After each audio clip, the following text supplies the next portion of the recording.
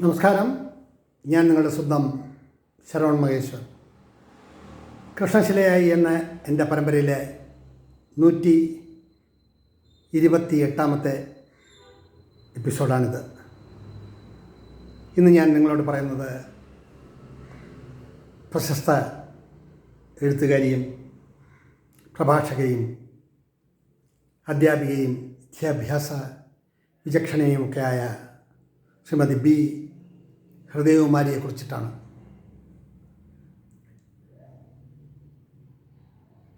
ടീച്ചറിൻ്റെ ജ്യേഷ്ഠ സഹോദരിയാണ് കവയത്രി സുഗതകുമാരിയും. അപ്പോൾ രണ്ടുപേരും താമസിക്കുന്നത് നന്ദാവനത്തെ ഒരേ കോമ്പൗണ്ടിലാണ്. നിറയെ മാവും പ്ലാവും ഒക്കെ നിറഞ്ഞ ഒരു ഭൂതലം. ആദ്യത്തെ വീട് ഹൃദയകുമാരി ടീച്ചറിൻ്റെയും താഴത്തെ വീട് ശ്രീമതി സുഗതകുമാരിയുടെയും വീടുകളാണ്. അപ്പോൾ ഞാൻ രണ്ടുപേരെ കൊണ്ടും രണ്ട് കൃതികൾക്ക് കവിതാ സമാഹാരങ്ങൾക്ക് അവതാരിക എഴുതാൻ വേണ്ടി കാണുകയുണ്ടായി പലപ്പോഴും. അപ്പോൾ ആരെങ്കിലും ഒരാൾ നമ്മുടെ ഒരു കൃതിക്ക് ഒരു ആമുഖം എഴുതി തന്നാൽ അത് ഒരു വലിയ കാര്യം തന്നെയാണല്ലോ. അപ്പോൾ ഈ അവതാരിക ഇല്ലാതെയും സൃഷ്ടിക്കാൻ പ്രസിദ്ധീകരിക്കാവുന്നതേ ഉള്ളൂ. അതൊന്നും ആരും പറഞ്ഞു വെച്ചിട്ടുള്ളതല്ല. പക്ഷേ നമ്മുടെ കവിതകളെക്കുറിച്ച്, നമ്മുടെ എഴുത്തിനെക്കുറിച്ച്, നമ്മുടെ ഭാവനയെക്കുറിച്ച്, നമ്മുടെ ചിന്തകളെക്കുറിച്ച് അങ്ങനെ പലതും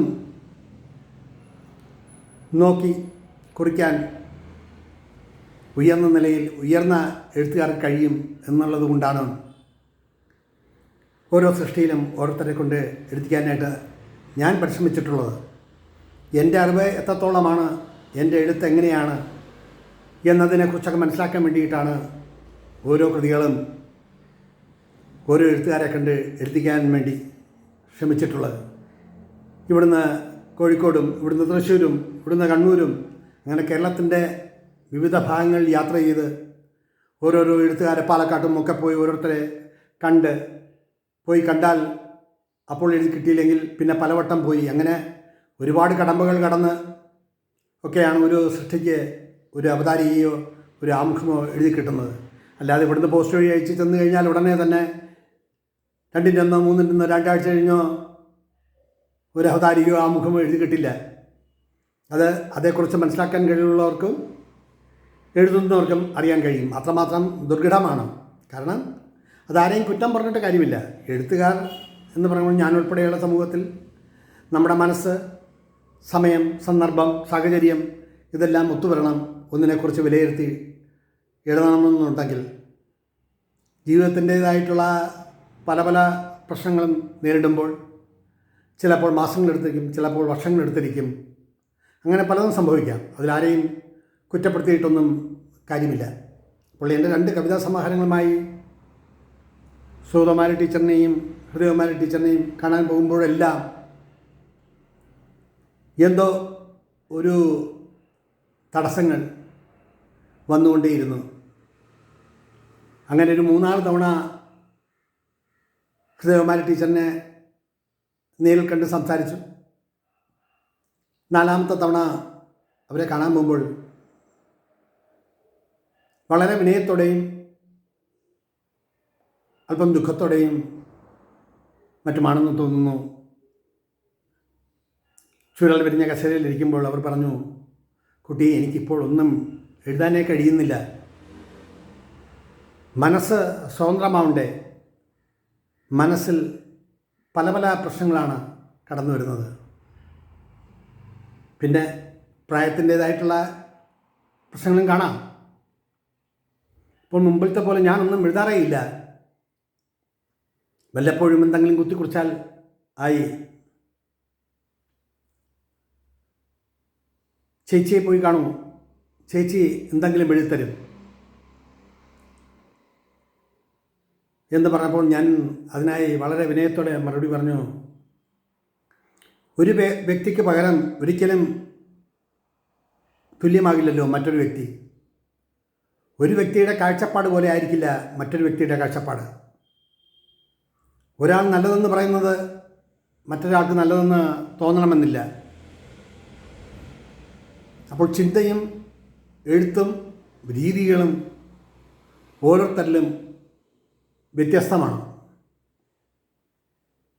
ഞാൻ എഴുതുന്ന രീതിയിലല്ല ടീച്ചർ എഴുതുന്നത്. എൻ്റെ ചിന്തകൾ പോലെയല്ല ടീച്ചറുടെ ചിന്തകൾ. അപ്പോൾ ഞാൻ ടീച്ചറിനെ കാണാമെന്നത് എൻ്റെ ഒരു കവിതാ സമാഹാരത്തിന് ഒരു അവതാരിക എഴുതി കിട്ടണം. പത്തായത്തിൽ നെല്ലിടാൻ പറ്റിയ ദിവസം എന്നാണ് ആ പുസ്തകത്തിൻ്റെ പേര്, ആ കവിതാ സമാഹാരത്തിൻ്റെ പേര്. ടൈറ്റിൽ തന്നെ വളരെ ദീർഘിച്ചാണല്ലോ എന്ന് പറഞ്ഞപ്പോൾ ഞാൻ എനിക്ക് തോന്നിയ എൻ്റെ മനസ്സിൽ ഉദിച്ച ഒരു ടൈറ്റിലാണ് ഞാൻ ഇട്ടിരിക്കുന്നത്. പേജുകൾ അങ്ങോട്ടും ഇങ്ങോട്ടും ഒക്കെ മറിച്ച് നോക്കട്ടെ, എന്തെങ്കിലും കുറിച്ച് തരാൻ കഴിയുമോ എന്ന് ഞാൻ ശ്രമിക്കാം. അടുത്ത ആഴ്ച വരൂ, ഞാനൊന്ന് വായിച്ച് നോക്കട്ടെ എന്ന് പറഞ്ഞ് അവർ അകത്ത് കയറിപ്പോയി. ഞാൻ തൊഴുകയോടെ ഞാനും മടങ്ങി. അവിടുന്ന് മ്യൂസിയം വഴി വരുന്ന വഴി പ്രശസ്ത നോവലിസ്റ്റായ അന്തരിച്ച ശ്രീമതി സാറാ തോമസിനെയും കയറി കണ്ട് എഴുത്തിനെക്കുറിച്ചൊക്കെ ഒരു 10-15 മിനിറ്റ് സംസാരിച്ച ശേഷം ഞാൻ മടങ്ങി. ഒരാഴ്ച കഴിഞ്ഞു, 2 ആഴ്ച കഴിഞ്ഞു, നിവർത്തിയില്ല. വീണ്ടും ഞാൻ ഹൃദയകുമാരി ടീച്ചറിനെ കാണാൻ പോയി. അതിനു മുന്നേ അവരെക്കുറിച്ച് ചിലത് ഇവിടെ സൂചിപ്പിക്കട്ടെ. 1930 സെപ്റ്റംബർ 1 ആറന്മുളയിലാണ് ജനനം. എഴുത്തുകാരിയും പ്രഭാഷകയും അധ്യാപികയും വിദ്യാഭ്യാസ വിചക്ഷണയുമായിരുന്ന പ്രൊഫസർ. ഓർമ്മകളിലെ വസന്തകാലം, വള്ളത്തോൾ, കാൽപ്പനികത എന്നിവയാണ് പ്രധാന കൃതികൾ. കേരള സാഹിത്യ അക്കാദമി അവാർഡ് ഉൾപ്പെടെ നിരവധി അവാർഡുകൾ നേടി. 2014 നവംബർ 8 വാർദ്ധക്യ സഹജമായ അസുഖത്തെ തുടർന്ന് 84-ാം വയസ്സിൽ അവർ ഈ ലോകത്തോട് വിട പറഞ്ഞു. 3 ആഴ്ച കഴിഞ്ഞ് വീണ്ടും ഞാൻ ഹൃദയകുമാരി ടീച്ചറിനെ കാണാൻ ചെന്നു. ഒരു ഷാളെല്ലാം പുതച്ച് വളരെ ക്ഷീണിതയായിട്ടാണ് കണ്ടത്. വരൂ, ഇരിക്കൂ എന്ന് പറഞ്ഞ് ആതിഥ്യമര്യാദയോടെ ഇരുത്തി. നിങ്ങളുടെ കവിതാ സമാഹാരം ഞാൻ വളരെ പണിപ്പെട്ട് വായിച്ചു തീർത്തു. എൻ്റെ മനസ്സിലെ ചിന്തകൾക്കൊക്കെ അതീതമായി നിങ്ങളുടെ കവിതകൾ ജ്വലിക്കുന്നു. ഇത് കഥയാണോ, കവിതയാണോ, ഗദ്യമാണോ, പദ്യമാണോ എന്നൊന്നും എനിക്ക് മനസ്സിലാകുന്നില്ല. അതോ ഈ കവിതയെക്കുറിച്ചിട്ടുള്ള എൻ്റെ സങ്കല്പങ്ങൾക്കും തോന്നലുകൾക്കും ഉപരി നിങ്ങൾ വളർന്നു എന്നാണോ ഇതിൻ്റെ അർത്ഥം? ശരിക്കും കുഞ്ഞെ, എനിക്ക് ഈ കവിതകൾ ഉൾക്കൊള്ളാൻ കഴിയുന്നില്ല. കവിതയുടെ സ്ഫുരണം ഇതിലുണ്ട്, പക്ഷേ ഓരോന്നും കവിതയായി മാറിയോ എന്ന് എനിക്കൊരു സംശയം. ഇത് കവിത തന്നെയാണോ എന്ന് എന്നോട് ഞാൻ തന്നെ പലവട്ടം ചോദിച്ചിട്ടുണ്ട്. 4-5 തവണ ഈ പറഞ്ഞ കാര്യങ്ങളെല്ലാം കൂടെ കുറിച്ച് ഒരു കുറിപ്പായി നിങ്ങൾക്ക് തന്നാലോ എന്ന് ഞാൻ ചിന്തിച്ചു. സത്യമാണ് കേട്ടോ, ഞാൻ പലവട്ടം ചിന്തിച്ചു. പിന്നെയും കരുതി അത് ശരവണൻ്റെ ഭാവിയെ ബാധിക്കില്ലേ, ഞാൻ തെറ്റായി എന്തെങ്കിലും സൂചിപ്പിച്ചാൽ എന്നും ഞാൻ ചിന്തിച്ചു. അതുകൊണ്ട് എനിക്കൊന്നും എഴുതാൻ കഴിഞ്ഞില്ല. സത്യമായിട്ടും എനിക്കൊന്നും എഴുതാൻ കഴിഞ്ഞിട്ടില്ല. തകഴിയും പെരുമ്പടവും ഒക്കെ എഴുതിയത് ഞാൻ വായിച്ചു. ഞങ്ങളുടെ ആദ്യത്തെ 2 കവിതാ സമാഹാരങ്ങളുമൊക്കെ ഞാൻ മനസ്സിരുത്തി തന്നെ വായിച്ചു പലപ്പോഴായി. അതിൽ നിന്ന് നിങ്ങൾ മുന്നോട്ട് പോയിട്ടുണ്ട്. പക്ഷെ കവിതയുടെ രൂപഘടന ഈ കവിതകളിൽ കാണാനില്ല എന്നതാണ് വസ്തുത. എനിക്ക് തോന്നിയതാണ് കേട്ടോ. ശരവണ, എനിക്കിതേക്കുറിച്ച് ഒന്നും എഴുതാൻ കഴിയില്ല. മറ്റെഴുത്തുകാരെ മറ്റുള്ളവരെ സമീപിക്കൂ. ഇത്രയും പറഞ്ഞ് അവർ ആ കവിതാ സമാഹാരത്തിൻ്റെ കയ്യെഴുത്ത് പ്രതി എനിക്ക് മടക്കി തന്നു. ഞാനത് എൻ്റെ സഞ്ചിയിൽ തിരികെ ശേഷം ഞാൻ ടീച്ചറോട് പറഞ്ഞു, ടീച്ചറെ, ഒരു കുഞ്ഞ് ജനിച്ച് വളർന്നു വരാൻ ഒരുപാട് സമയമെടുക്കും. അത് പിച്ച വെച്ച് നടക്കാൻ തുടങ്ങുമ്പോൾ ഒരുപാട് തവണ വീഴും. അങ്ങനെ വീണ ശേഷമാണ് അത് ശരിക്കും നടക്കാൻ പഠിക്കുക. അപ്പോൾ ആ കുഞ്ഞിൻ്റെ പുറകെ അമ്മയോ ആരെങ്കിലും ഒരാൾ എപ്പോഴും കൂടെ ഉണ്ടാവണം. അതെന്താണ് ചെയ്യുന്നതെന്ന് അതിനറിയില്ലല്ലോ. അപ്പോൾ അതിൻ്റെ വളർച്ച, ആ വളർച്ചയുടെ ശ്രേണി അമ്മമാരും മറ്റുള്ളവരും ഉൾക്കൊള്ളുന്നു ഇല്ലേ? എന്നതുപോലെ ഞാൻ അത്ര വലിയ കവിയൊന്നുമല്ല. എൻ്റെ മനസ്സിലുദിച്ച ചിന്തകൾക്കനുസരിച്ച് ഞാൻ എഴുതുന്നു. അപ്പോൾ ടീച്ചറിനെ ഞാൻ വന്ന് കണ്ട് ഇതിനൊരു ആമുഖം അല്ലെങ്കിൽ അവതാരിക എഴുതി തരാൻ പറഞ്ഞത്, ടീച്ചറിൻ്റെ മനസ്സിൽ എന്ത് തോന്നുന്നു, നല്ലതായാലും മോശമായാലും അത് എഴുതി തരിക. അത് എനിക്ക് കിട്ടുന്നൊരു വലിയ അംഗീകാരമായി ഞാൻ കാണുന്നു. അവിടെ മോശമെന്നതോ മോശപ്പെട്ടതെന്നതോ അല്ല. ഇവിടെ വാക്കുകൾ കടം വാങ്ങുന്നതല്ലല്ലോ. നമ്മുടെ അക്ഷരങ്ങൾ നമ്മൾ വാക്കുകളാക്കി മാറ്റുന്നു. ആ വാക്കുകൾ, അതിൽ നല്ലതുണ്ടാവാം, മുത്തുകളും രത്നങ്ങളും എല്ലാം ഉണ്ടാവാം, നെല്ലും പതിരും എല്ലാം ഉണ്ടാവാം. അപ്പോൾ അത് തേച്ച് മിനുക്കി എടുക്കുമ്പോഴാണ് അതിന് പ്രഭയുണ്ടാകുന്നത്. എന്നതുപോലെ എൻ്റെ കവിതകൾ വായിച്ചപ്പോൾ ടീച്ചറിന് തോന്നിയ വികാരങ്ങളാണ്, തോന്നലുകളാണ് എന്നോട് പറഞ്ഞത്. ഞാനത് ഉൾക്കൊണ്ടു. പക്ഷേ ഒരു 10 വരിയെങ്കിലും ടീച്ചറിന് തോന്നിയെക്കുറിച്ച് തന്നിരുന്നുവെങ്കിൽ ഇതിൻ്റെ സൃഷ്ടിയിൽ ചേർക്കാമായിരുന്നു. അത് നല്ലതെന്നോ ചീത്തതെന്നോ എന്നുള്ളത് വിഷയമല്ല. എന്തേലും ഒരു 10 വരി കുറിച്ച് തന്നൂടെ, ഞാൻ ആഗ്രഹിച്ചതല്ലേ ടീച്ചറെ എന്ന് പറഞ്ഞപ്പോൾ എന്നെ സൂക്ഷ്മമായി ഒന്ന് നോക്കി. ഒരു 4-5 മിനിറ്റ് ഒന്നും പറഞ്ഞില്ല. അതിനുശേഷം ടീച്ചർ പറഞ്ഞു, കുഞ്ഞെ, നിങ്ങളെ എനിക്ക് മനസ്സിലാക്കാൻ കഴിയുന്നില്ല.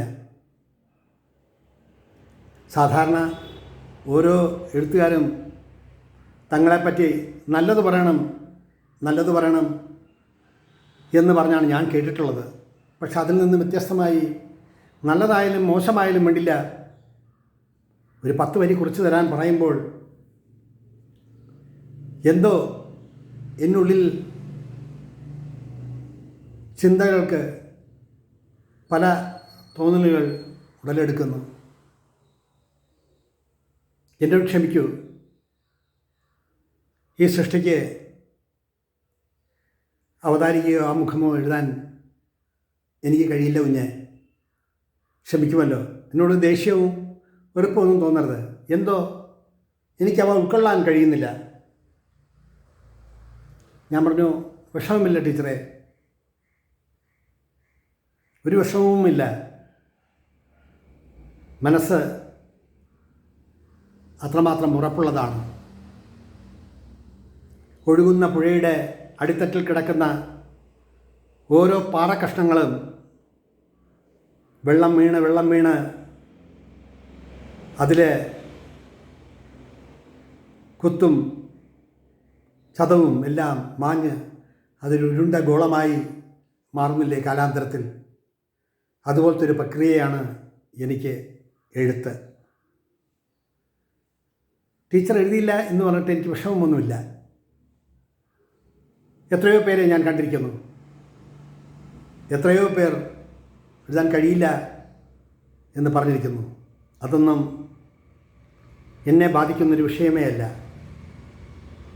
ഞാൻ പോകുന്ന വഴിയിലൂടെ, ഞാൻ സഞ്ചരിക്കുന്ന പാതയിലൂടെ ഞാൻ പൊയ്ക്കൊണ്ടേയിരിക്കും. എല്ലാം നിശ്ചയിക്കുന്നത് കാലമാണ് ടീച്ചറെ. എഴുത്തുകാരനാണോ എഴുത്തുകാരനല്ലയോ എന്നെല്ലാം ചിന്തിക്കുന്നത് കാലമാണ്. ഞാൻ ഇറങ്ങട്ടെ ടീച്ചറെ എന്ന് പറഞ്ഞ തൊഴുകയോടെ ഞാൻ അവിടെ നിൽക്കുമ്പോൾ ഹൃദയകുമാരി ടീച്ചറുടെ ആ പടിവാതിലിൽ കണ്ണട വീണ്ടും തിരികെ പുതച്ചിരുന്ന ഷാൾ ഊരി കയ്യിൽ പിടിച്ച് എന്നെ നോക്കി നിന്നു. ആ വീടിൽ നിന്നും പുറത്തേക്ക് ഇറങ്ങുന്നൊരു ചെറിയൊരു തേരി മാതിരിയാണ്. അവിടെ ഇറങ്ങി നിന്ന് ചുറ്റുവട്ടം കണ്ണോടിച്ചിട്ട് പോകാനായി ഭാവിക്കുമ്പോൾ ഞാൻ വീണ്ടും തിരിഞ്ഞു നോക്കി. അപ്പോഴും ടീച്ചർ എങ്ങനെ നിൽക്കുകയാണ്. ആ നോട്ടം, ആ ഭാവം ഭാവിയിലേക്കുള്ള ഒരു വാതായനം തുറക്കുന്നില്ലേ എന്നൊരു തോന്നൽ എന്നിലുളവാക്കി. യാതൊരു ഈർഷ്യയും യാതൊരു വെറുപ്പും തോന്നാതെ ഞാൻ അവിടെ നിന്നിറങ്ങി നടന്നു, വിങ്ങുന്ന മനസ്സോടെ. ഒരു 6-7 തവണ കാണാൻ പോയിട്ടും കണ്ടിട്ടും സംസാരിച്ചിട്ടും ഒരു 10 വരി കുറിച്ച് മേടിക്കാൻ കഴിയാത്ത ഒരാളുടെ മാനസികാവസ്ഥ. പിൽക്കാലങ്ങളിൽ അതെല്ലാം മാഞ്ഞു. അത് അനുഭവങ്ങളിലൂടെയും